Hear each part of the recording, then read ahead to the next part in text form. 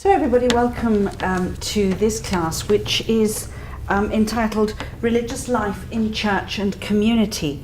And what I really wanted to do, first of all, was to look at, the relationship between the consecrated life and the church as a whole, and then looking at what our authors of today have said about the relationship between religious and the rest of the people of God. And I want to start off by looking at the article by Janet Martin Soskis that was on Helios. Yes? Yeah. Janet is a theologian. She's an academic theologian who works in the University of Cambridge. And she's a Catholic and a laywoman married with children. And she has a very particular view on kind of holiness, generally, and on notions of holiness, which she articulates quite pungently in this article. And I wondered, what was your reaction to the article itself? Did you think that she had a point? Did you think she was being fair? Did you think that perhaps there might have been another side to argue on the part of religious? What was the point that she was trying to make in the article that any of you picked up? Well, she was very engaging. She was very engaging. She just constructs a beautiful argument. Yes. But then you have to step back and say, it's wrong. Well, so what's the argument she constructs?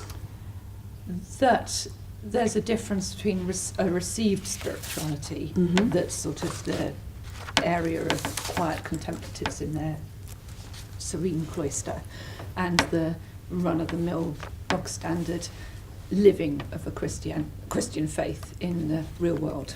Now, does she say that she sees that there is this difference herself? I think she sees that as having been a difference in the tradition that she's received. Right. Because I think that's quite an important point, it seems to me, that she's looking at the way in which, the spiritual life has in some ways been presented as something that is separate from mundane, ordinary concerns, and that is somehow detached from ordinary life. Would you think that's fair?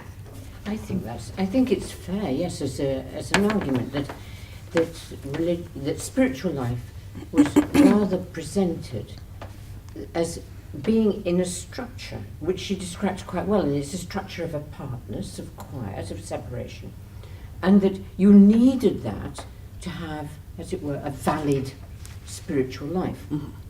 And she says, quite rightly, that as a laywoman married with children, forget it, you cannot have that structure. And I think her argument that, but if in the Vatican II is saying that holiness is for everybody, there's got to be some way of defining spiritual life which is different from this apartness thing. Right. Fair enough. So far. Okay. It also, I think it kind of relates quite well. I think one thing that she forgets, perhaps, or one thing she doesn't take account of, is that trend in religious life that, communitarian religious life. It seems to be that quite a lot of what she kind of says is where she wants to find spirituality is kind of hinted at by some of the authors that we've looked at so far when they've talked about the life of the community and an exchange with people. That's kind of where you find, it's a view of spirituality that's private and kind of like a William James-esque kind of view of spirituality, whereas I think there are hints in the other writers that we've looked at where there's a true sense of spirituality that's lived out together, and where this kind of intersects quite interesting. Right, absolutely. If you think of, I'm thinking of, it's a very early poem by Gerard Manley Hopkins, an extremely early poem. called A Nun Takes the Veil. I have decided to go where springs not fail, to fields where flies no sharp and sided hail, and a few lilies blow. Well, I don't know if any of you have ever found yourselves among the religious in fields where there are lilies. I have decided to be where no storms come, where the green swell is in the havens dumb, and out of the swing of the sea. Well, again, you know, for most of us who've lived religious life, I have decided to be where no storms come. I'd love to have been there, but I've never actually found it, you know, in my religious life. And of course, it was a poem written by a very young man, a very romantic-minded man, who had his own kind of dreams and fantasies of religious life. But I think there has been a kind of common fantasy about religious life. And of course, it's a fantasy that is in some ways been fed by religious themselves, because the more we looked different, the more we acted different, the more there was a sense of separation.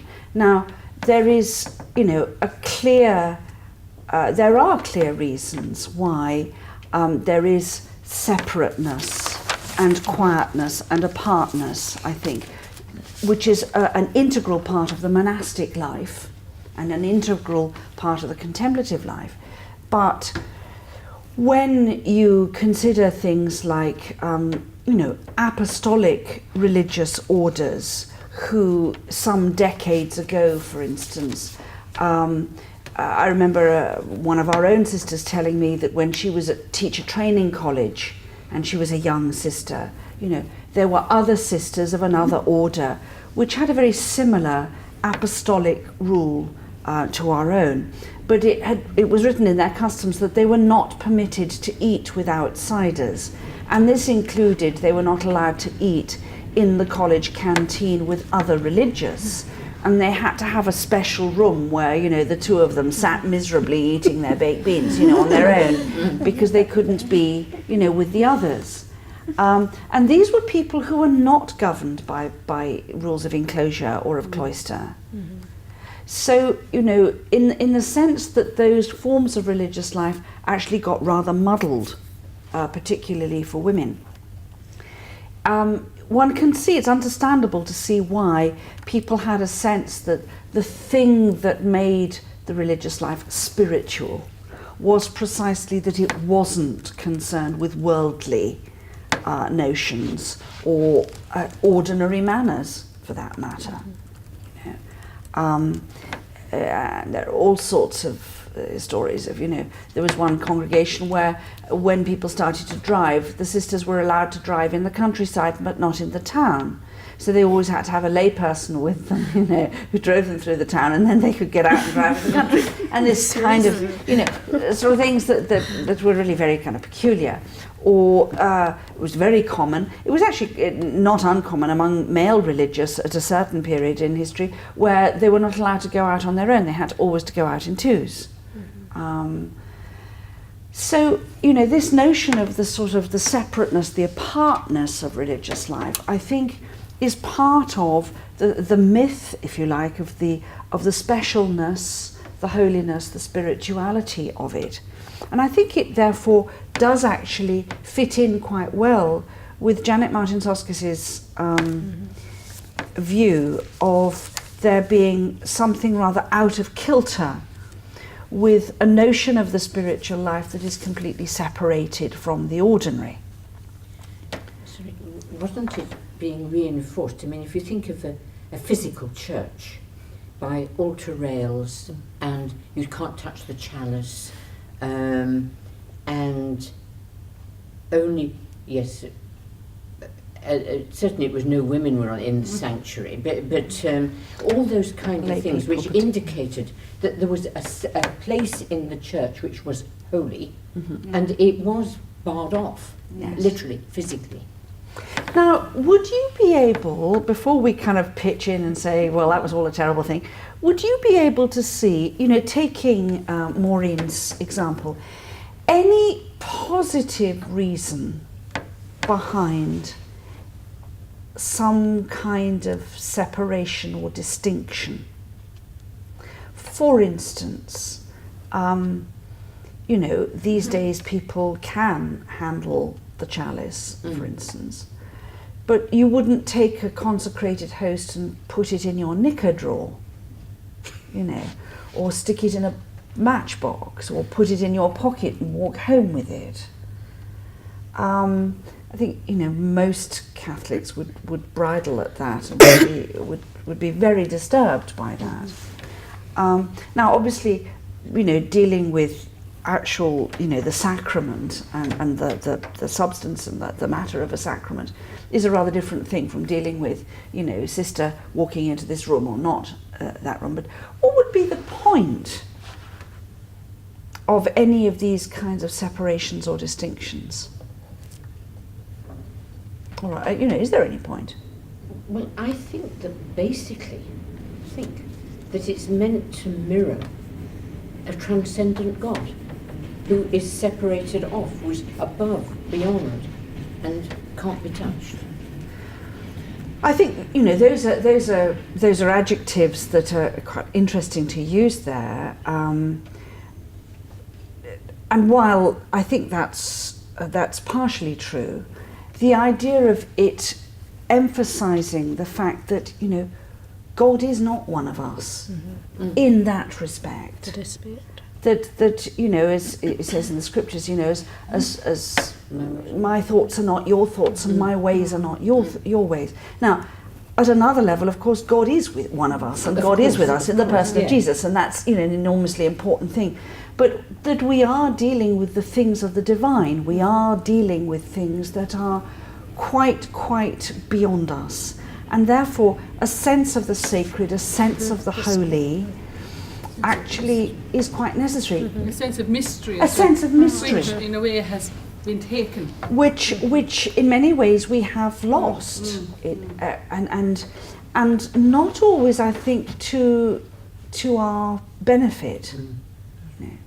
I think, Oh, it's a way of, I guess, representing symbolically the sense of limits, which is kind of quite important when you're trying to understand what religious experience is and where it may kind of fit in, in a world where you can pretty much do anything you want. Yes.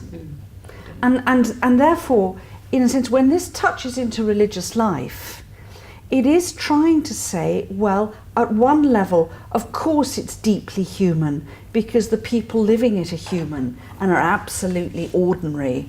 And, just as a person who's terribly famous outside, I mean, I imagine the Queen herself or, some big film star, when they're home with their own families, they're just mum or dad, or they're just, Auntie Joan or whoever it may be.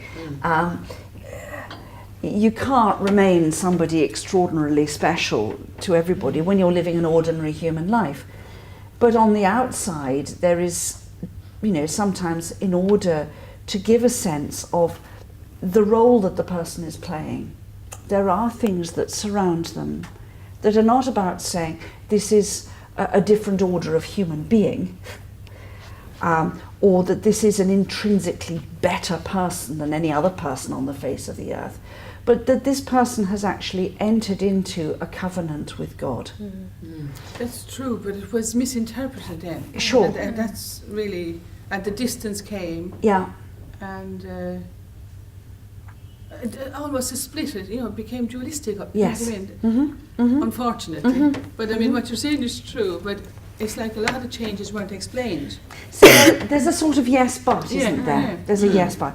Okay, now I'm going to give Jo the floor to look at, what you object to in this, because there is a sort of yes but in this argument too, isn't there? I thought she was deeply selective in the spiritual authors she used to present her argument of received spirituality.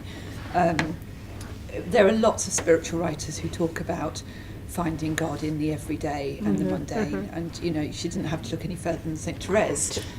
Or indeed St. Teresa of Avila, indeed St. God Teresa. is found among the pots and pans. That's right, and whose seventh mansion is about getting on with it in the midst of mayhem, because you know that at some deeper level you've got a union, even though you're not feeling it over the washing up.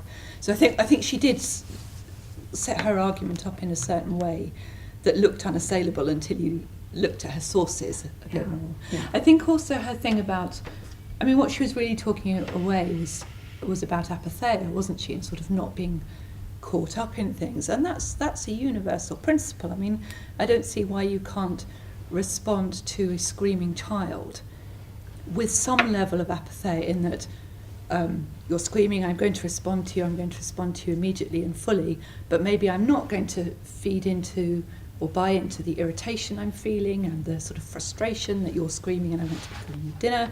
So I don't think the apatheia thing is specific to nuns in cloisters. I think you can have mothers in kitchens doing that too. And that, it would seem to me, would be a very important point to make, that in a sense religious life, it isn't separation for its own sake. There is perhaps a certain level of distinctiveness about the way of life, and the idea is because that distinctiveness is precisely what fosters the way of life. You know, I'll give you a very small example. We had somebody who came to dinner the other night in the community. You know, very nice too. Somebody who came in for the first time, and who very, you know, sweetly offered to come and help us with the washing up. And I noticed that she was banging and crashing around the place. It was like you're having a bull in a china shop. Now, it may just be that this is a person who's naturally very noisy, I don't know. But, you know, it was extremely noticeable, actually, to us probably, but I dare say not to her, that we are all trained, I mean, we've all been trained since we were novices, you know, not to be very physically noisy. Now, it's not because being noisy is a sin or in some way wrong, but if you live at very, very close quarters with other people, those kinds of things can, over a period of time, become profoundly irritating. And so you try to live in a way that is physically unobtrusive in order not to be intruding all the time on people's inner life. But also in order not to be, you know, irritating the life out of those you live with, you know. Now, it's a very, very small example, but it's an example of where, if you like, a certain manner of living, a certain distinctive manner of living within religious life has its point, not because it's seen to be more virtuous, or indeed that it's seen to be more holy, but in order to nurture a certain recollection which is about centeredness and focus. And as you say, Jo, it's a centeredness and focus that people can have and are invited to have, you know, outside the cloister. I think, though, that that Janet Soskis's argument does hold good in saying, well, one of the ways in which perhaps we haven't emphasized the nature of holiness and the nature of spiritual life is for people to find the center and the focus in the very doing of the things which are thought of as worldly and distracting. It's really what St. Ignatius talks about when he talks about finding God in all things.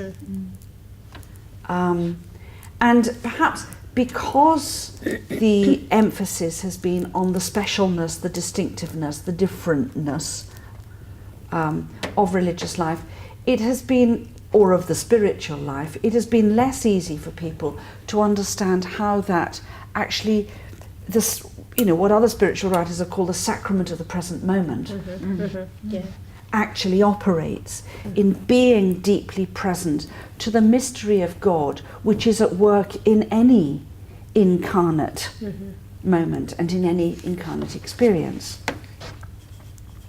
So I think that it's a useful article, you know, to make us think about, well, because of course the article wasn't written specifically about religious life, but it was written about the spiritual life. And therefore it raises questions about the way in which a life that is seen as, if you like, professionally spiritual, you know, how does it differ from the lay life? And as Maureen brought up, you know, what then do we do with a document like Lumen Gentium that talks about the universal call to holiness and the holiness of the ordinary? And, you know, it's very much been argued by people who write about religious life that one of the death blows to religious life, unconsciously and certainly not dealt on purpose, was precisely in the Second Vatican Council's emphasis on the universal call to holiness, the holiness of the ordinary. And of course it's a point that Patricia Whitberg makes in her article, that, you know, if everybody's somebody, nobody's anybody. And therefore, if you take away what is distinctive about religious life, well, what on earth is the point of going in for it?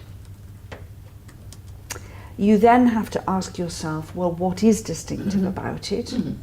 What is distinctive about it as a way of life within the church and a way of life within society that would make somebody actually go for it? Does that make sense? Yes. Okay. So one of our questions then is how the church itself views religious life. Have a quick look at the sections highlighted in yellow in chapter 6 of Lumen Gentium, where it talks about religious. And it talks about religious in the church. The evangelical counsels of chastity dedicated to God, poverty and obedience are based upon the words and examples of the Lord.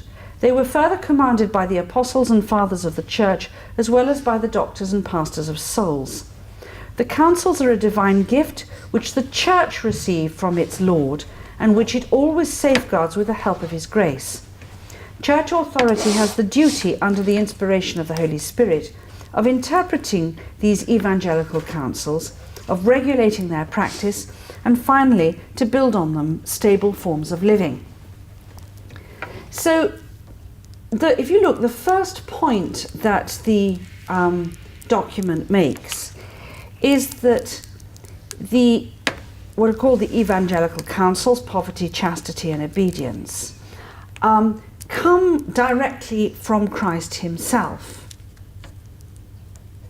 Let's just check on that one. Anyone want to give me proof that Christ himself urged poverty on his followers? The rich man, the rich young The man. rich young man, if you sell everything you have and come follow me, if anyone wants to follow me, he must take up his cross, etc. Consider the lilies of the field. Consider the lilies of the field, anyone who has pretty left major. father and mother. So there is plenty of precedent there. Chastity, he certainly never said anything about thou shalt not marry, but as far as we know, gave the example of his own life. And there's that little bit, if you remember, where he talks about people who have made themselves eunuchs for the kingdom of heaven.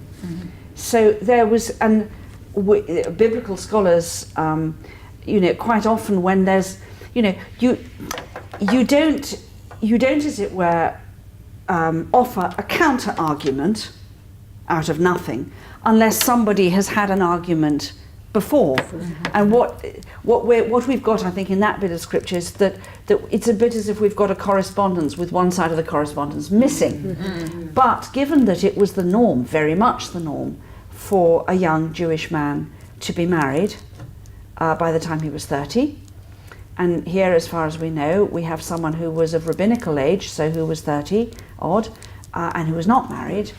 Presumably there were some kinds of presumably there were some kinds of discussion going on, or people asking, questions, why is he not married? And Jesus giving an answer for himself, but also it was one which his disciples afterwards very much interpreted as something that he gave for those among his followers who chose to follow that path themselves.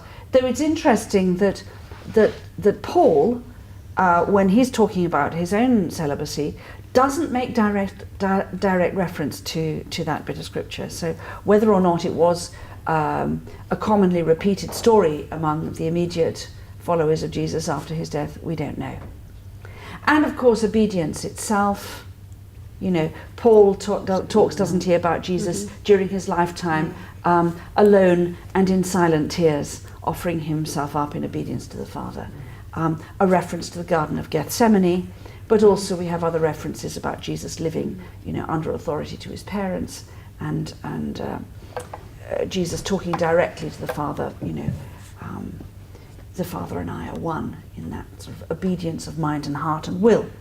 So here's the Church.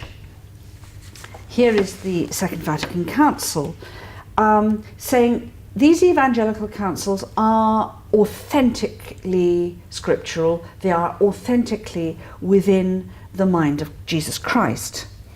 And furthermore, they're kind of authenticating them by the example of the apostles and those who were teachers in the church and pastors of souls. It doesn't say the councils are a command. It doesn't say the councils are very much recommended. It doesn't even say the councils are a good idea. It says the councils are a divine gift. So in that respect, bless you, in that respect, the evangelical councils, and therefore the vows which encapsulate them, are seen as a grace, as a gift of God, as not something that we do for God, but as something that God does for us. Now, quite often for people struggling to live the vows, or indeed at the very beginning people struggle to discern whether or not they have a religious vocation, I'm not entirely sure if the councils are experienced as a gift that God has given to us, but rather, you know, a challenge or indeed a hurdle that has to be leapt over, but nevertheless. Okay. And it sees it as a gift received not just by individuals, by charismatic individuals, but by the church itself. And therefore, what does it say in paragraph 43 about the church's attitude, the church's responsibility, as it were, for the evangelical councils?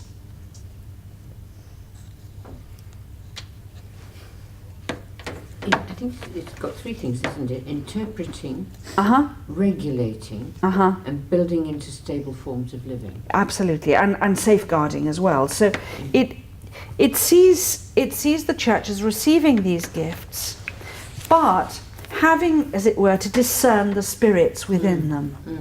And not only discern the spirits to find out whether they are true or not, because it has to be said, if you look at the history of the church, there have been many, you know, charismatic, with a small c, groups that have risen up, flagellants and different other groups, you know, who have in the end been deemed to be in error,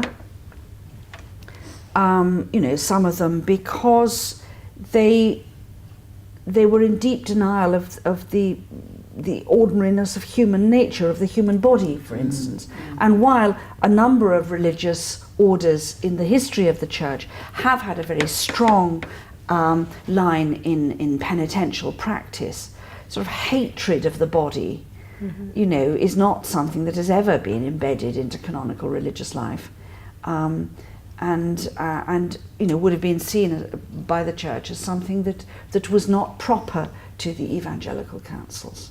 So it sees its role as, in a sense, validating the charisms that emerge.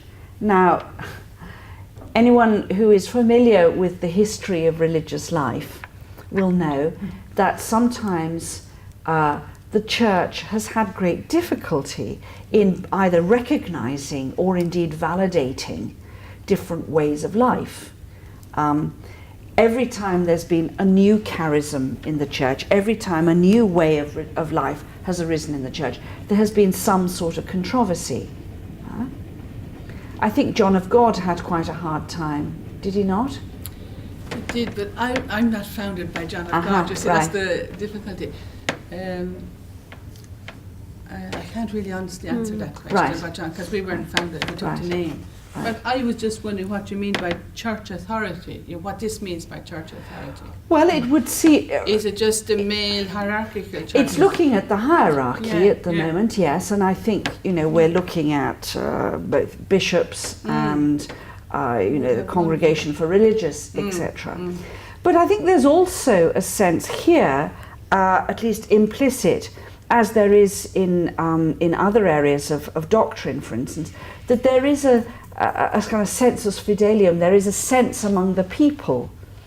And there have been many people who have attempted to found religious orders or religious movements, religious congregations, and the thing has had a bit of enthusiasm and a bit of a following, and then it's just died.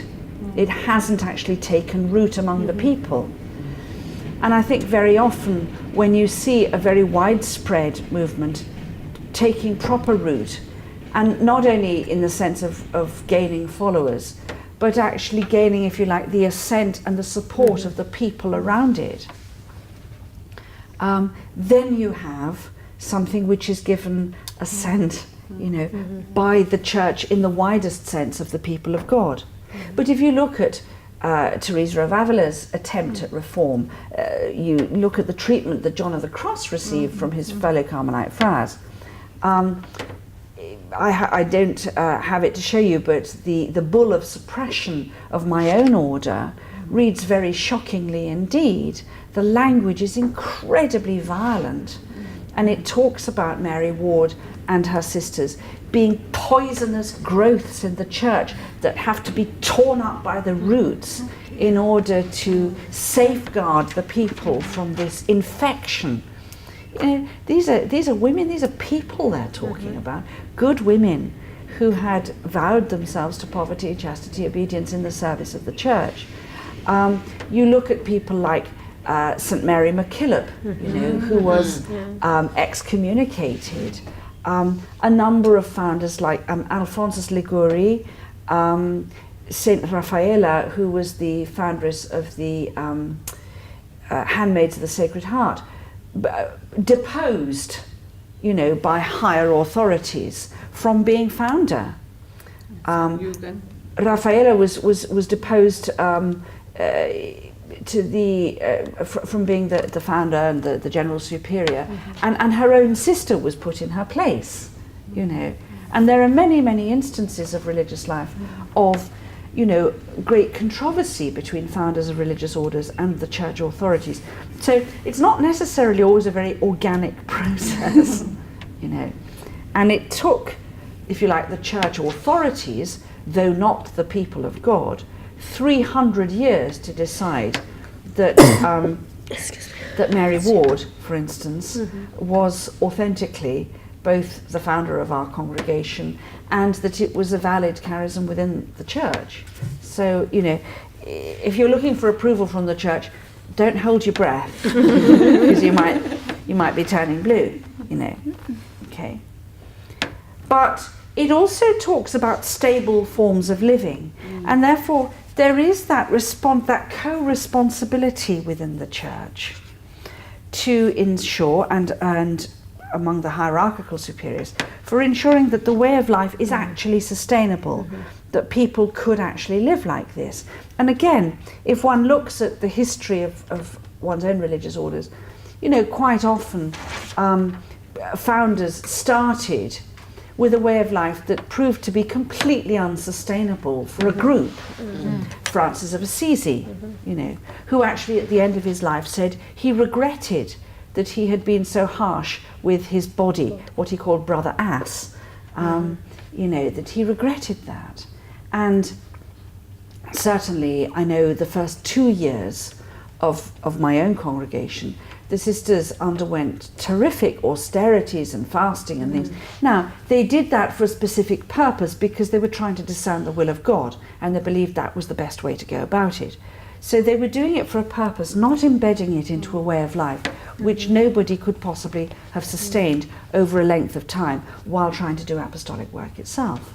Our congregation used to, at the very beginning, got up in the night to say office. Right. Well, they had to be told, and they had to discover for themselves, that you cannot teach and get up in the night and, have a middle of the night office. So there's a sort of mutuality there, among the people of God, because of course, the local bishop is also a person of God, and the religious, to test these vocations and to test these charisms and to see, how livable, how authentic, how stable they can properly be. Okay. A very important point, however, in the second part of paragraph 43 of Lumen Gentium, from the point of view of the divine and hierarchical structure of the Church, the religious state of life is not an intermediate state between the clerical and lay states. Now, this has been something of a point of controversy, it has to say, and more recent documents and synod documents of the Church seem to have somewhat backpedaled on that. Because, of course, it's easy if you are a male religious to see if you are a priest or a layperson, because many male religious are priests. But while women are not ordained, and if there are only two statuses in the Church, you are either clerical or lay. So you're either a priest or you're not. And therefore, religious women are, technically speaking, lay people. Except that they are lay people under vows, lay people under consecration. And so there is, and has been very often, some suggestion that there is a sort of intermediate state. But of course, married people are under vows as well, to one another. So, why would this be important? Is it important? Does it matter what people's canonical status is? Bernadette says no. I don't think you so. don't think so. Tell me why you don't think so. Well, because we don't I can understand where they're saying the priests, the clerics, are a certain part of the Church, but if we are lay people, that we're part of the laity, then why should we be kind of put on a pedestal sort of thing? Okay, so if it's a value judgment, possibly not a very useful way of looking at things. What if it's not a value judgment? Yes. What if it's a judgment about the particularity or the distinctiveness of a way of life that helps people to clarify what it is? I think if you just say, we are lay people, then in fact you're causing immense muddle, because our life is not marked by careers, by mortgages, by marriage and family. It is marked and it is structured by the Church. I think it's this thing of a stable form of living that is safeguarded by the Church. You cannot just say, we're just lay people. It is muddling. It doesn't give the right picture. So, it may be that there are necessary canonical distinctions for various purposes between the clerical and lay state, and that we're not talking about that here. It may be that we want to make sure that in saying, religious life, the consecrated life is a distinctive way of life, we're not making some kind of a moral value judgment, or having a kind of hierarchy of, all religious are more pleasing to God than lay people. But it seems to me, if we entirely lose any sense of the particularity or distinctiveness of religious life, we're falling into the trap that Patricia Whitberg talks about as a sociologist, of saying, well, if you are not in any way distinctive, then you actually end up disappearing effectively. So, you know, I think that was one of the kind of unresolved questions that emerged from the Second Vatican Council that people continue now to struggle to make sense of. And it's been part, I think, of the general drifting at sea-ness of religious, not quite necessarily knowing, well, what is different, what is particular, what is specific to this way of life. You know, we're all agreed it's not you know, morally or spiritually better in an intrinsic way, but then what is it? And you know, that becomes the question. Okay, if we look in paragraph 44, the bottom of it, this consecration will be the more perfect inasmuch as the indissoluble bond of the union of Christ and his bride, the Church, is represented by firm and more stable bonds. Now, if you can remember how at the very beginning of this course we looked at the whole notion of the spousal bond and the spousal way of life, and we talked about that spousal bond being about the covenant between God and God's people, and therefore, if you like, the covenant between Christ and the Church, then the metaphor they're using here for the religious life and the metaphor that they're using for the nature and purpose of religious life is a strongly ecclesial metaphor. It's the metaphor of Christ and his bride, the Church. And again, the emphasis is on the way in which the religious life is deeply embedded within the Church. Now, I flag that up because increasingly one finds in the aftermath of the Second Vatican Council, and I think particularly from about the 1980s onwards, a growing disengagement on the part of many religious and religious congregations from the Church into a sort of us and them scenario, as if the Church was somebody else, not themselves. Now, we've all got arguments that we can have, you know, with this or that piece of legislation, or indeed this or that bishop or pope or authority figure. And indeed, there have been some very unfortunate fallings out, many of which illustrate, among a number of bishops and people in authority in the Church, a profound lack of understanding of what religious life is, particularly religious life for women. So it's not to say that that has not been problematic in some respects. But if religious life, or if individual religious begin to develop a kind of culture of hostility to the Church, or a sense of, well, the Church is them, but we're, you know, some kind of charismatic mavericks, you know, charging off into the sunset on our own, then, you know... Virtuosi, that's right, religious virtuosi. What you then get is, according to this document, a sort of separation from their own roots and their own purpose, because if they are called within the Church and actually called and sustained by the Church, then to de-ecclesialize ourselves is actually to separate ourselves from our very nature and from our very being. Is that not part of the prophetic role in some ways? Okay. I mean, maybe this is a bit quite wrong. In the Geoffrey Hill is an English poet, has a really interesting phrase when he writes about good writing. He kind of says he looks for the antiphonal voice of the heckler, which is a very it means he wants to include two different voices in the writing, and so So it's not heckling, because it's also antiphonal. So it's got this kind of organisation to it. There's also a different kind of. So there's a sort of dialogue. Yeah. And sometimes it can be a difficult dialogue. Yeah.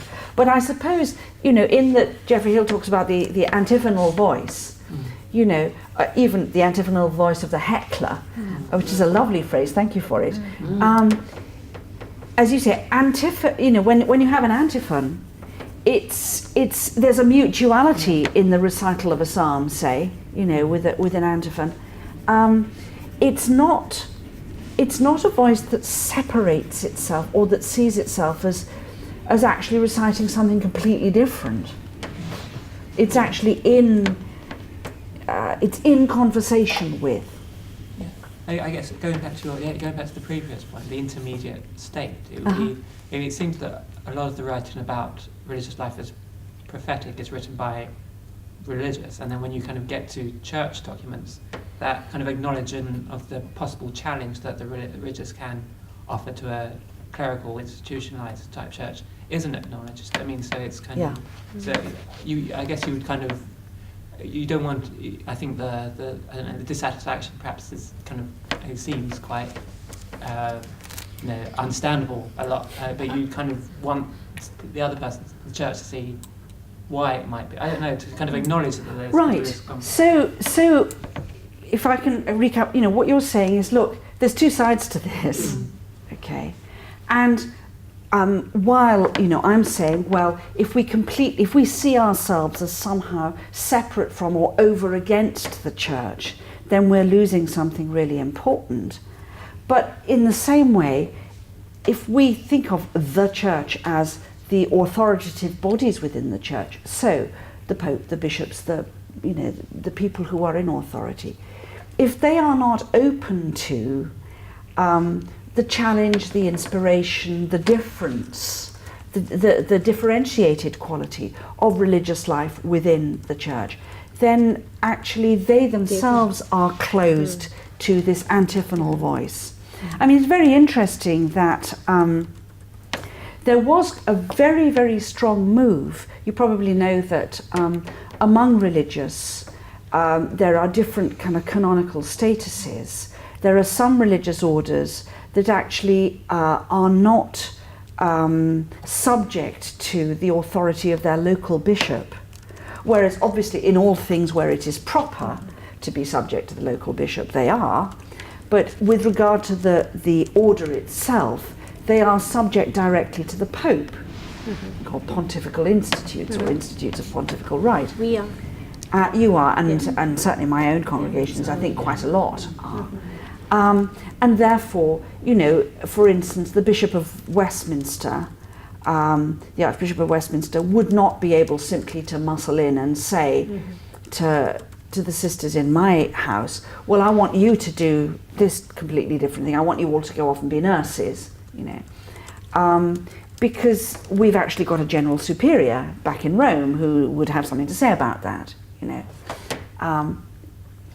But equally, when there has been a kind of... Rachel, you've got a question, yeah? Sorry, there are orders that are not, that are... There would be orders that are what you call diocesan orders. They would be orders that were founded specifically within a diocese or by a specific bishop for that diocese. And that bishop would have juridical authority over them. And would they be just orders that are in a certain diocese? They wouldn't be worldwide orders? No, they would, generally speaking, be within a diocese. Contained. There wouldn't be another group of them in another place that was subject to a bishop in another place. We're technically under the local bishop. Oh, Carmelite. Yes, each house is under. Although the local bishop would not be able to rescind part of your rule, particularly, I suspect. And not the constitutions, and but constitutions. They are responsible. For instance, they do the visitations. Yes. And would have sort of. And if a bishop said, "Look, there are only 3 of you left in this house. I'm afraid you've got to do something about this." I mean, they would do it in dialogue with the higher superiors in the order itself. But that, in our case, that would be the prioress of the local house, because there isn't each house is autonomous. That's right, because you'd be just the one house. How is that determined whether order is diocesan or it depends on its foundation by and large, you know, because you would get this happens particularly in many kind of erstwhile mission countries where a local bishop would set up an order for local women, you know, and he would be the one in charge. There would usually be a major superior, but he would be the one in charge.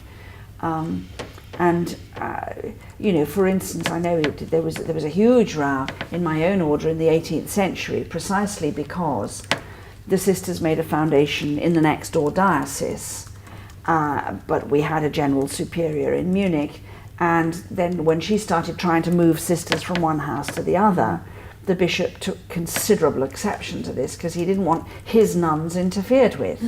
And he tried to say, well, actually, it's my diocese, so I'm in charge. And the tough cookie, who was the general superior at the time in Munich, said, well, actually, my lord, I've got news for you. You know, and the whole thing was referred back to Rome. It's friendly. But I think Jamie brought up a very important point, that actually there is something about a mutuality of listening.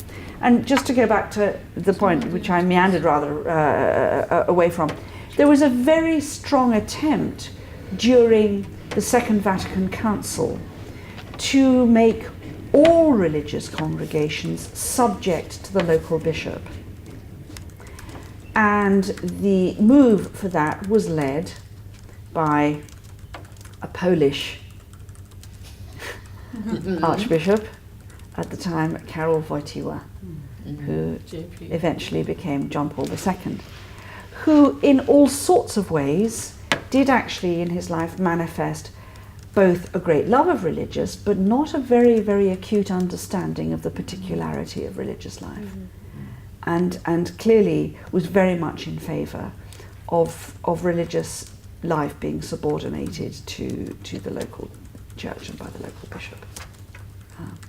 I have a chapter on that in a book, if you wish to read it, which is on your book list. Okay, let's just. But what Jamie was saying, I suppose, is really about where religious talked about taking the liminal space. Yes. Okay. And in one of the articles, I don't know which now because I'm hopeless for remembering, but there was something about that where religious sometimes have to check in, and sometimes they're the voice of the other voice in the church when things are not going right. Which one was it? Yes, it was very much in that article, wasn't it? About this. And if we're not actually taking our proper place, we don't do it. Otherwise, we become subsumed. You know, there's that very famous painting by Giotto, I think it is, isn't it, of Saint Francis holding up the collapsing church and Pope Innocent III in bed in a corner, dreaming. And we know that one of the reasons why the Franciscan order was validated by the church was as a result of a dream that Innocent III had, that he dreamt of a little man in a brown robe holding up a church that was collapsing. And of course he saw this as a metaphor. And it has to be said that I think the mendicant orders did a huge amount in the Middle Ages to save the church from implosion, from internal collapse, because of the corruptions in the church, because of the difficulties of the church. There was a tremendous renewal of the church. And of course also the Catholic Reformation itself was led largely by the Jesuits and other orders founded at that time, who became, if you like, the vehicles through which the church purified itself.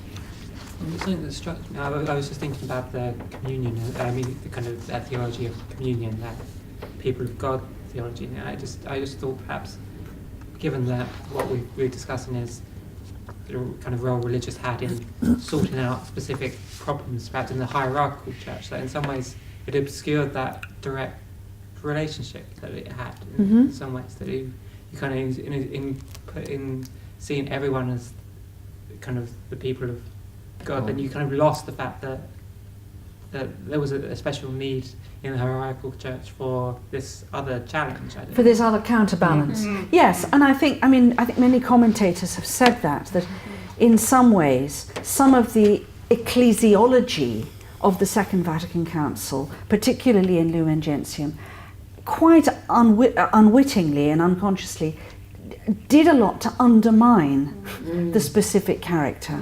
I just, if I can before the break, I'd like to go back to your point about liminality, because I think it's a very important one.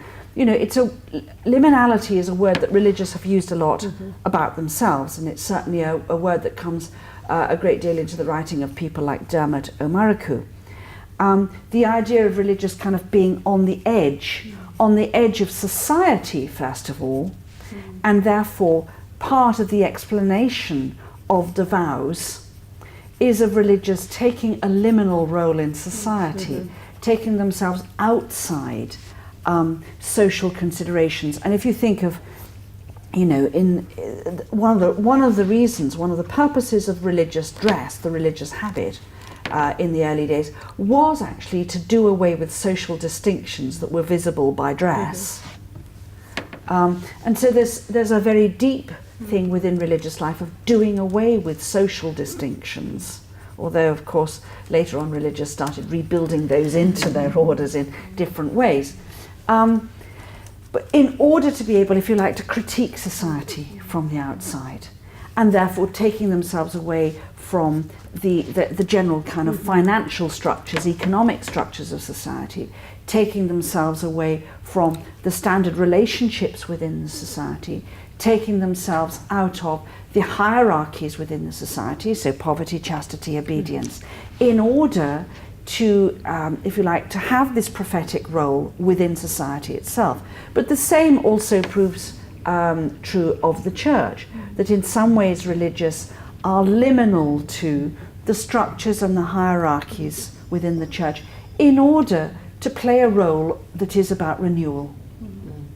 And of course, sometimes the religious have played a very strong renewing role in the church.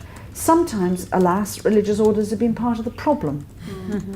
And if you look at the way in which, say in the 18th century, some of the religious orders and the monastic houses became so incredibly wealthy.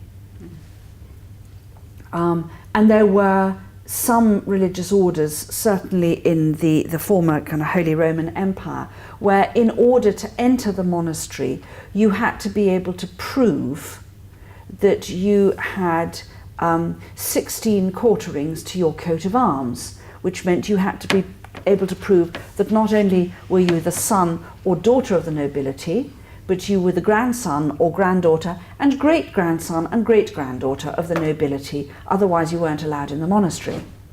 Well, you know, what kind of sense was there in such a thing? So sometimes, actually, rather than being liminal to those kind of hierarchies in societies, religious have actually bought into them. And that has always led to the corruption of religious life itself. Good place to stop. Let's have a quick break and then go on to looking at just one or two other points in this article and then the articles themselves.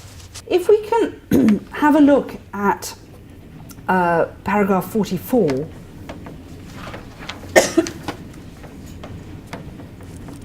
it talks about the mystery, the specialness, the difference of the evangelical councils, and also things that are proper to different types of vocation. And it says it's for this reason that the Church preserves and fosters the special character of her various religious institutes. So it's seen as being proper to the Church to have a variety of charisms. And that may seem absolutely obvious, but you know, there have been controversies within history where one particular group, you know, arises with something distinctive about it, and because people haven't seen that before, they get worried. Well, these aren't proper religious, you know. They don't wear what the others wear, or they don't do what the others do, or they go places the others don't go. There was, for instance, quite a recent foundation, the Medical Missionaries of Mary, who were a missionary order of women whose members were doctors. And up to then it had not been possible Now, generally in society, it was not extremely common for women to be doctors at that time, but this was a sort of 20th century, early 20th century foundation. And there had been all sorts of regulations against women religious being doctors. Being midwives. You know, and being Oh, midwives. midwives. There was, that's right, there was a sort of a ban on female religious being midwives. Most extraordinary, really. But so, you know, in that respect, when a charism comes which has this particularity, sometimes the church has struggled to accept and understand it. But here, you know, it's looking at the fact that the church actually has the duty to maintain the particularity of different religious orders. One of the questions that came up in the break was, you know, where did these evangelical councils, you know, come from? Well, if you look at the historical development of religious life, which came, historians make a very strong correlation between the way in which the church under Emperor Constantine became part of the mainstream of Roman imperial life. The church, in a sense, became respectable. And with that, of course, came the end of the age of martyrs. And with that also came a certain level of hierarchy, of structure, therefore of power, therefore of people coming into the church, perhaps for not quite the pure motives that earlier generations had come in, because if you join something where you are likely to be persecuted, it tends not to attract the kind of fellow travellers. But if you join something where you may actually gain advantages, where it may be a step up in life, a step to upward mobility, then you tend to attract all sorts of people who've got very mixed motives indeed. And out of that whole scenario came people who decided actually they wanted to live a more radical way of life, and they went out into the desert to be hermits, and these hermits joined together in groups, and this was the beginning of religious life. I don't think anybody sat down and said, okay, let's define the evangelical councils, or let's look for some characteristics of religious life. But instinctively, these people who went out into the desert renounced the principal urges of the human psyche. The urge to power, the urge to possession, and the urge to procreate. Poverty, chastity, obedience. And of course, in their reflections on why they were to give up or why they were renouncing these principal urges, they would look at the example of Christ himself. Now, it was very, very clear to people from the beginning that these were not commands by Christ, that Christ did not command any of his followers to not to be married. We know some of them were, but we know people like Paul and later followers were not. He invited people to give everything up and follow him, but sometimes there were people who wanted to do that and he told them not to. For instance, the Gerasene demoniac who wanted to come away with him, and Jesus said, no, go back home.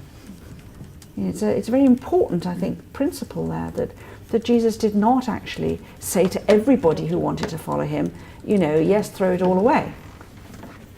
And the notion of obedience, of Christ himself, of Jesus himself being obedient to the Father, was something about the deepest core of his spiritual life and of his relationship to the Father, in the sense, the breaking in of the Trinity into the infleshed and incarnate world. And people sought then to be obedient to Christ himself and to obedience to the Father in imitation of Christ.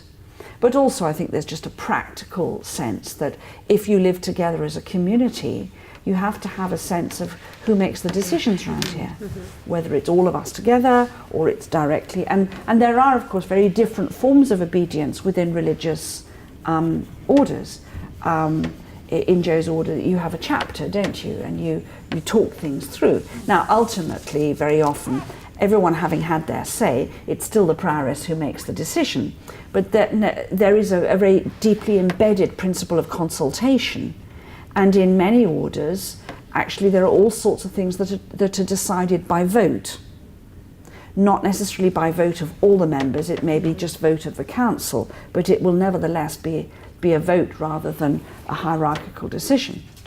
So the principles behind the evangelical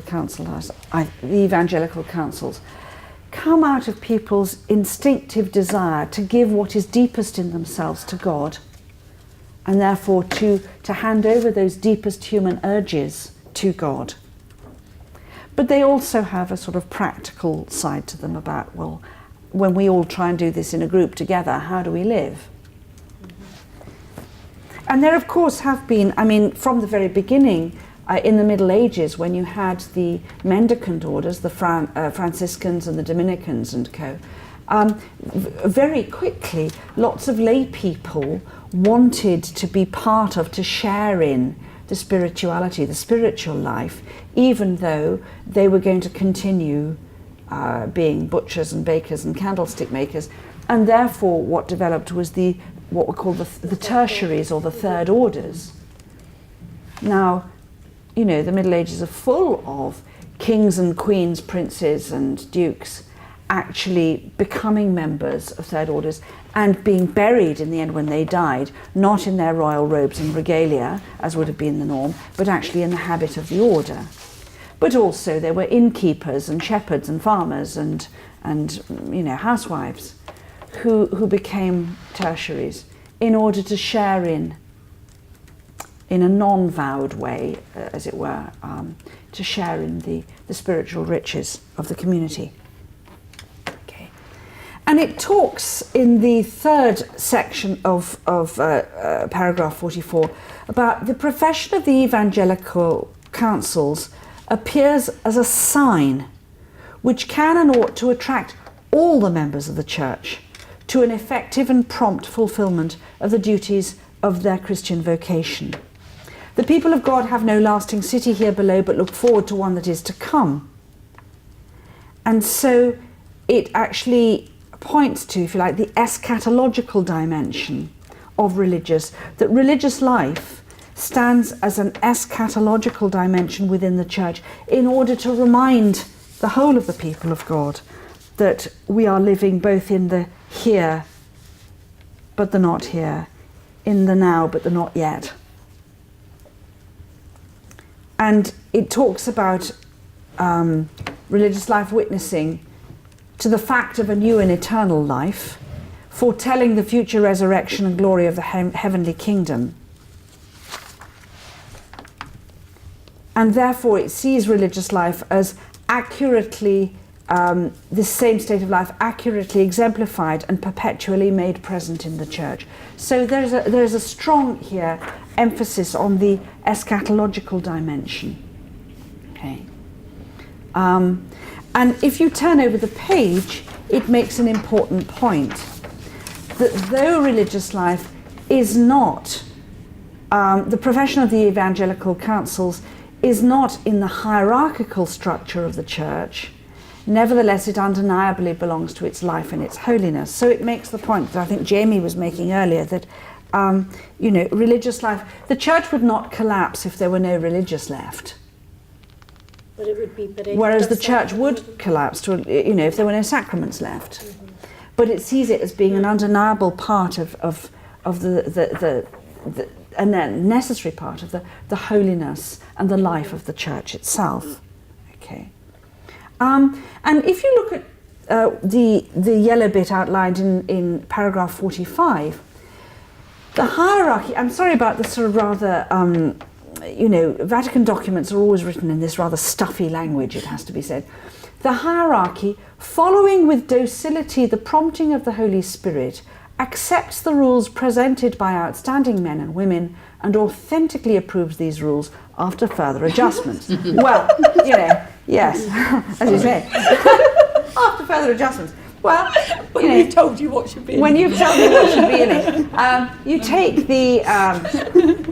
you take the founding of my own congregation, where the foundress walked over the Alps through the armies of the 30 Years' War, through bubonic towns suffering bubonic plague, you know, with a little pair of wooden shoes and no guide in the pitch dark in the freezing snow. She did this 3 times in order to present the rule to the Pope, and each time he told her to go away, more or less. So actually, it's not quite as simple as it looks, I think, in here.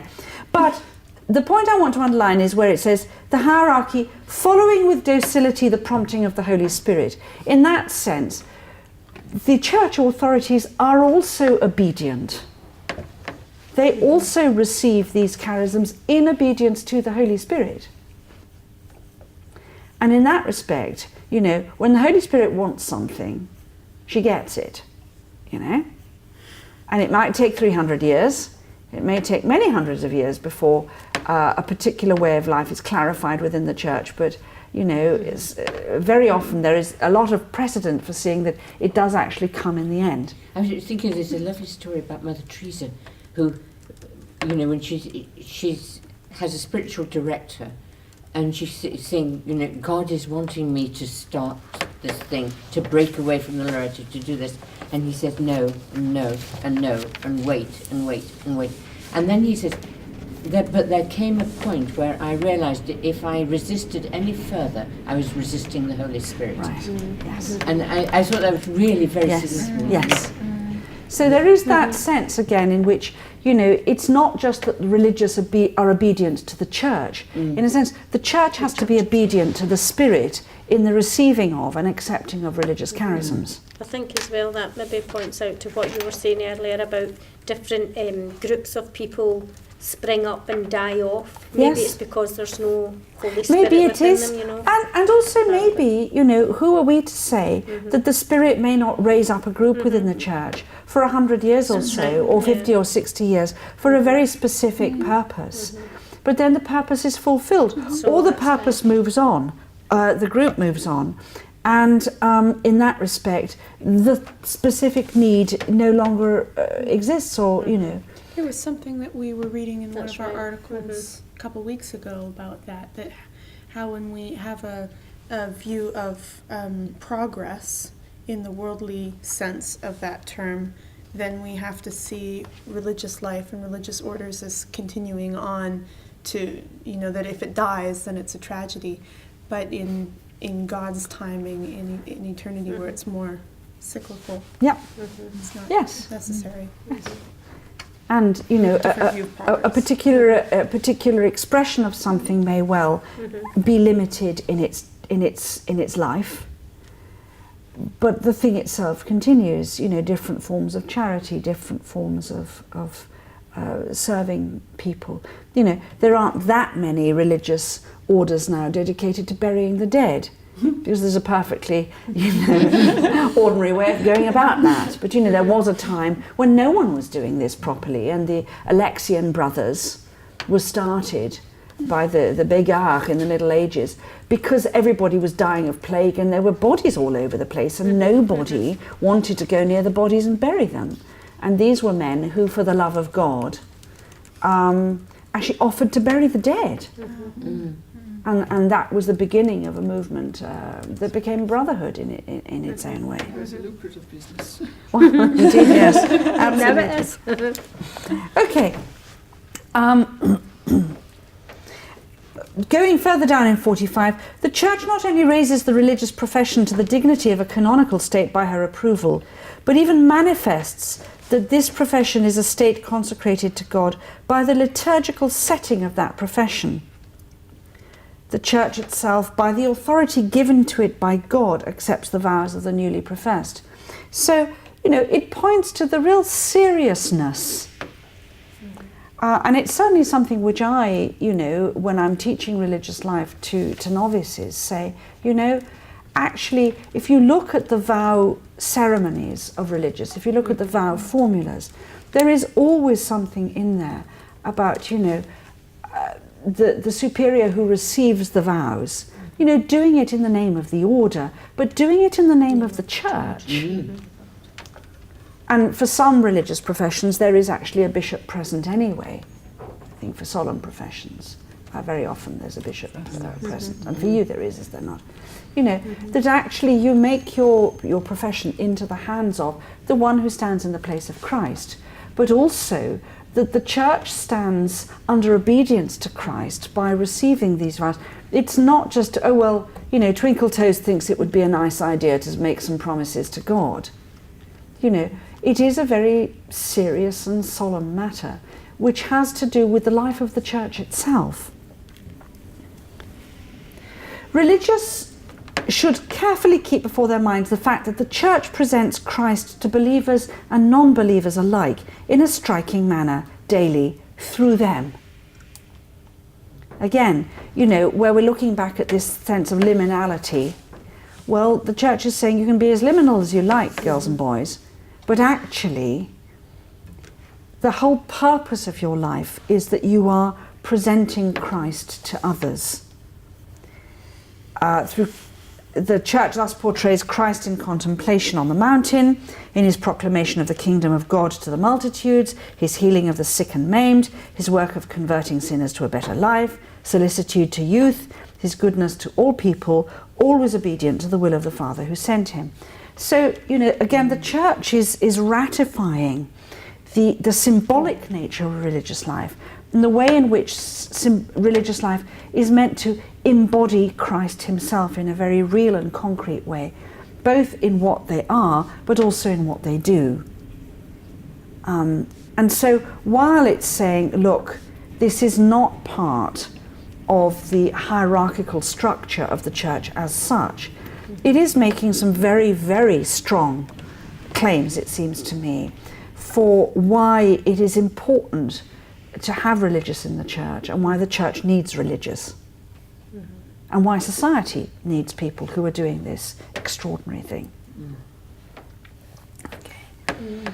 And at the end, 47, let each of the faithful called to the profession of the evangelical councils, therefore, carefully see to it that he or she persevere and ever grow in that vocation God has given him. Let him do this for the increased holiness of the church. It's not just private enterprise. And when religious fail, as we often do and always will, to grow in holiness, it's not just that we're letting down our own personal goals. It's actually taking something away from the holiness of the church. This is a sense of church which is really embedded in a notion of solidarity. And the fact that the way of life of religious affects everyone. Which takes me to a very good place, I think, for looking at the articles by Metz and Whitberg. And what I'd like to do is to look at the Metz article first. Now, I think it's important that we take note of the date in which Johannes Baptist Metz, who is not a religious himself, he's a diocesan priest and theologian in Germany. He wrote this in 1978. So it was, relatively speaking, very shortly after the Second Vatican Council. And of course, it's very much in a European context, in a German context. Religious life was very strong in certain parts of Germany. Religious life, if my own sisters are anything to go by, and we had 8 German-speaking provinces in my order, we were very, very numerous in Germany, many forms of religious life had become extremely heavily structured and rather monastic, and were not very open to the outside world, although they were living lives of exemplary holiness in many respects, and were doing very good work. And Johannes Baptist Metz, it also has to be said, is a theologian. I don't know if any of you are familiar with him or his work, who was one of the great theological inspirers of liberation theology. and a lot he writes, and he wrote a great deal about the poor. In some ways, he was a very early political theologian, and a theologian who saw theology as needing to be deeply embedded in the social, political, and economic structures of human society.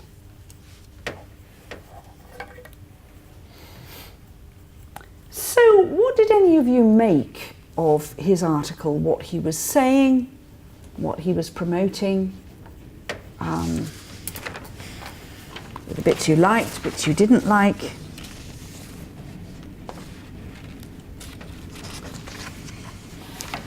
And he starts on page 11, already giving a notion of what he thinks religious life is for.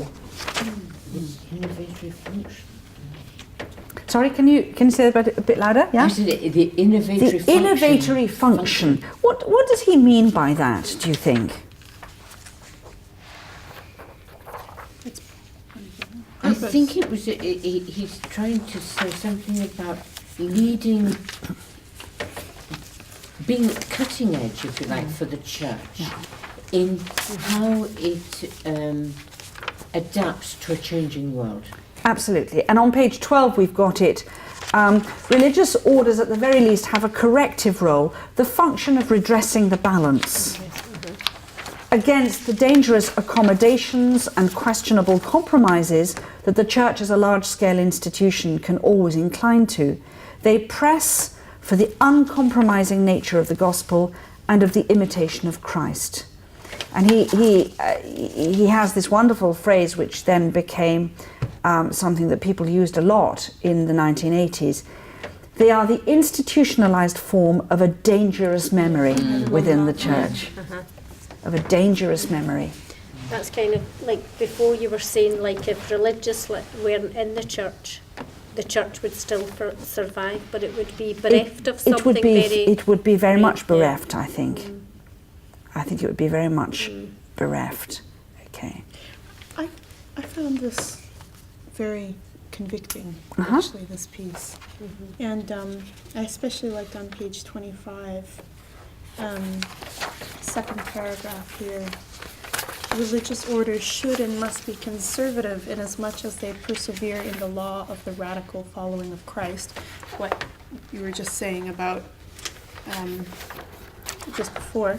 They should and must be progressive inasmuch as they continually scrutinize their way of life and their traditions by the touchstone of following Christ. I found that very powerful and of course it also, I think it's not only powerful but it's very helpful, and you will see in the last class we do this term where I look at some of the polarizations around religious life that have arisen, particularly in the United States of America, for instance, that this polarization of religious life into conservative and progressive is profoundly unhelpful to everybody. And unhealthy. And really. unhealthy. And he's trying to say, well, it shouldn't be an either or, but a both and. And, you know, conservative in that it holds to something extraordinarily important that cannot be allowed to die, the important memory of the radical following of Christ, but also progressive in that it never allows that to become so institutionalized that it becomes ossified. I did think, though, I mean, that he pushes the social action, the need for it to be involved with the poor and so on, enormously. And well, I looked at the data and I thought, yes, you're taking for granted the whole other side, so you don't mention it and you go for this. But 20 years later, people have forgotten the part that's taken for granted, and it sounds somewhat one-sided. So when you say he's forgotten the other side or taken for granted, what other side are you talking about? I'm talking... I think about the quest for holiness. Right? I think, Yes. yeah. Sort of the interior aspect. The if you like, the spiritual life, as we were talking about it earlier in the evening. Mm-hmm. Mm-hmm. And as I say, I think it was. My impression is that it was a given for him. It was there in religious life. You didn't have to talk about it. And but yet, it later became an either-or. right. Or perhaps because, as human beings do and as groups do, there are swings of the pendulum. Mm. And if there is a sense in which some people critiqued religious life as being too heavenly to be of any earthly good, then people got so stuck into kind of radical poverty and solidarity and the option for the poor and being alongside people and living in council flats and to be alongside the people, that they lost that sense of the distinctiveness of religious life. And do you think that means therefore that it's always going to be an either or? Is there always going to be, well, it's either being socially and politically radical, or it's going to be being holy? Does it have to be an either or? I hope not. No, Because it should be we both have to and. kind of hold. Yeah. You couldn't have one without the other. You can't really have. And I mean, that was it Michael's article of last week? He was saying that there were division.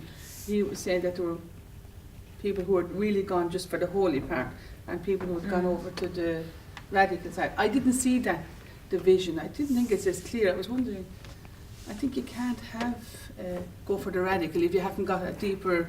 It has to come from somewhere. It has to come from somewhere because, I mean, the fact is, there are lots of people out there who are politically radical, and they're not all religious by any means.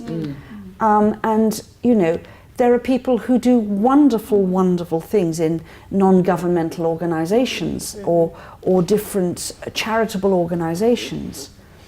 And, God knows society would be poorer without them. But they're not religious, and therefore they don't hold, the purpose of religious life. But equally, however much religious talk about being, radical and everything else, there is the need for holiness.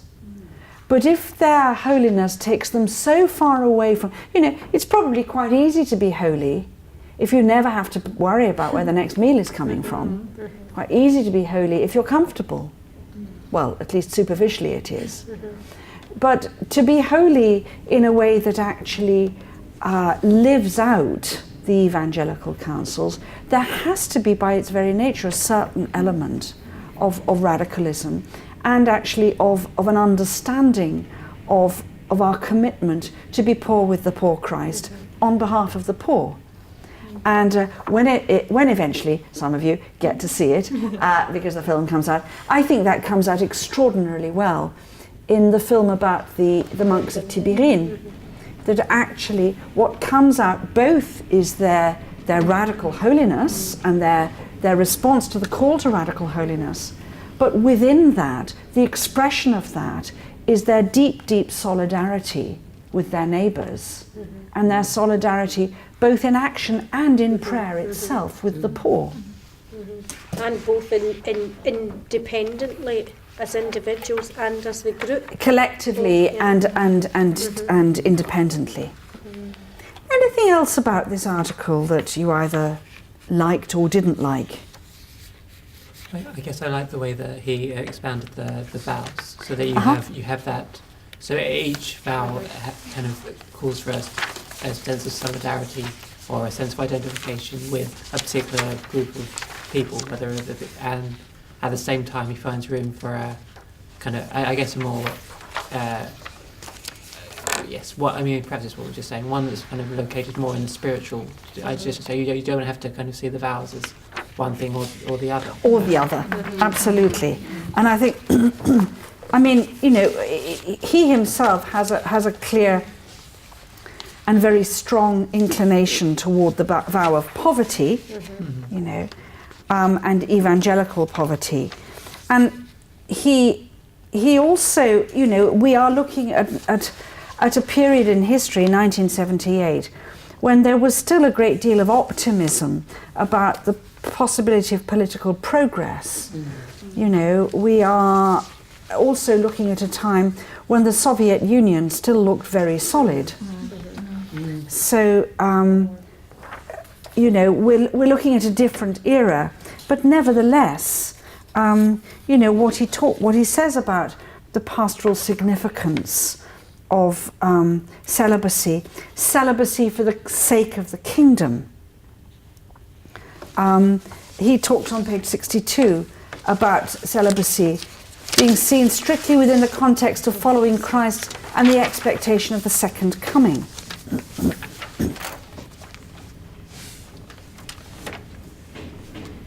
And he also, of course, quite interestingly, given that he is a diocesan priest, brings up the matter of the obligation to celibacy among diocesan priests here, and he contrasts it with the gift, the charism of celibacy to religious, and is not the first person in history, or indeed in the present day, to say it should be a charism, it should be a gift, not an obligation. So he's trying to make a very particular point there. Okay. Joe, was it you that didn't like this? I didn't dislike it. I did slightly object to having to argue for him to get a wife. I thought that wasn't really my problem. I thought two things, I suppose. One, I was a bit depressed that he could write it in 1978. Well, that of course. And you read it in 2011 and thought, and nothing much has changed really. Yes, I find myself sharing that sadness, that in a sense it does come across as an enormously energetic and inspirational document, and you think to yourself, well, where did that go? Where did that go? But I think actually it did go in some important places. I mean, there were a lot of religious who read that at the time and who did take inspiration for it and who did actually decide to break out of more kind of institutional frameworks into something that was more open to, that was less, if you like, socially protected. But I think he puts, and it's interesting that he echoes something in Evangelical Testificatio, which really emphasizes the importance under Paul VI, the importance of the role of poverty and the vow of poverty, and religious being seen as a counterbalance to capitalism itself. You know, that's something we've slightly forgotten about, and I suspect partly it's because we've become a bit capitalized. Okay, we haven't a great deal of time, alas, because so many of these things were so interesting, but if we can just have a quick look at Patricia Whitberg's article, The Rise and Fall of Catholic Religious Orders, a Social Movement Perspective. Now, Patricia Whitberg is a sociologist, so she's looking at it simply from, you know, what happens to groups. What do you understand her to mean by religious virtuosity? Because it's a term that she uses a lot. I think it's an uncomfortable phrase in that it has connotations of superiority and expertness. I wish she'd found a more neutral phrase. But what do you think she was trying to get at? Sure. Well, I guess that is partly because it's not, although when she addresses it, it's specifically Catholic religious life, but it's, I guess, all religions have. I mean, it's a term that kind of suits. I don't know. Even in, say, the Hebrew Bible, where you have the cults of priests or prophets, and you have different kinds. So it's the way to understand a particular thing that's manifested. Yeah, and I think in that respect, you know, the Essenes might be seen as being religious virtuosi, or perhaps not in terms of being expert, but being people who are very overtly and specifically focused, shall we say, on something. What does she have to say? I mean, I would wonder what you would see as what she has to say. What's she warning religious about, or what's she saying from the social movement perspective? What has she got to say about religious life?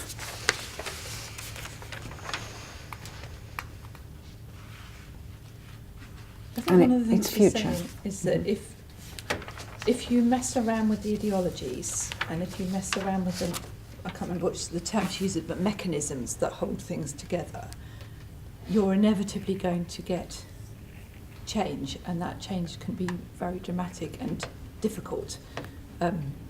So I think it was a bit of a warning of that religious need to understand what they're doing from this perspective. Yeah. I thought The fear of they could fall apart, they could disintegrate. Just disintegrate. Any responses to that among yourselves? Well, I think that she's got a point. You know, it's quite valid. You see, it's one of the things she's saying simply from a sociological perspective is that if you take away everything that makes you distinctive, then actually you cease to exist as anything, as having any particularity. And therefore, what's the point? Now, she seems to be putting her vote very firmly on this for, if you like, the disappearance of religious life, the large-scale disappearance of religious life and of vocations in the Western world. And she may well be right. What we will be looking at the end of this term is, well, is the answer, therefore, to try to recover, to go back to all the distinctiveness, indeed the peculiarities of religious life? Is that going to be what renews religious life? Is that going to be what saves it? Now, some people very clearly are arguing, yes, it is. Some people in the United States are clearly arguing this. Others are saying, look, it's not that we lose all particularity, all distinctiveness. It's that we lose that particularity and that distinctiveness. But we have to find other ways of being able to express what is distinctive about religious life. Now that, in the experience of many of us who've been trying to do this for decades, is easier said than done. But it's interesting that somebody who comes at this from a social science perspective is saying very clearly, if religious entirely assimilate themselves to ordinary life, then eventually there will be no difference between religious life and ordinary life, in which case religious life will disappear. And was she coming? Am I right in saying she was a sister herself at some stage? Yes? Yeah, sure. So therefore she had maybe an eye from that experience as well. I think so. Yeah. She's influenced maybe by something like that, and the sociological side. I think possibly, but she sees this from within religious life. Yeah.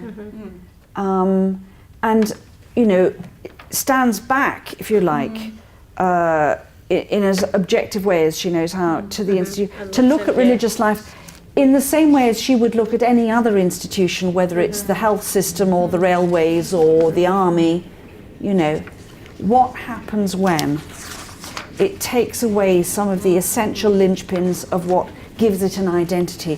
When you start to take away the key points of identity within a group, if you don't have something else that is clear and strong to replace it with, the danger is dispersal.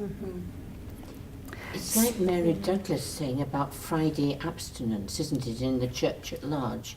You know, you do away with it, what seem perfectly good reasons, but you leave Catholics feeling that they're just the same as everybody else. It's a vacuum. And you know, what does it mean to be a Catholic? Well, it clearly means more than eating fish Well, on Friday. it but always did, nevertheless, but nevertheless, it was a strong marker. And Yeah. yet, I mean, in a sense, it's one that we can kind of laugh at. Of course, that's not what being a Catholic is. And I think the same thing about religious life. There are things that you can sort of laugh at and say, well, of course, that's not what being a religious is. But when you take it away, then... But it nevertheless symbolises and embodies something very important and We distinctive. didn't replace it with something. Yeah, yeah. Well, I leave you at 8:30 to think of, well, you know, what are the things that are essential? What are the things that should be distinctive? And how do religious go about making that clear? Because one thing is absolutely sure. If it's not only that, you know, religious have to a certain extent made themselves invisible to people on the outside, religious have to a certain extent, or many of them, have made themselves invisible to themselves. And when that happens, how can anybody who's thinking about a religious vocation get any sort of a notional picture of what that might look like when lived in an ordinary life, when there's nothing to see? I leave you with that question.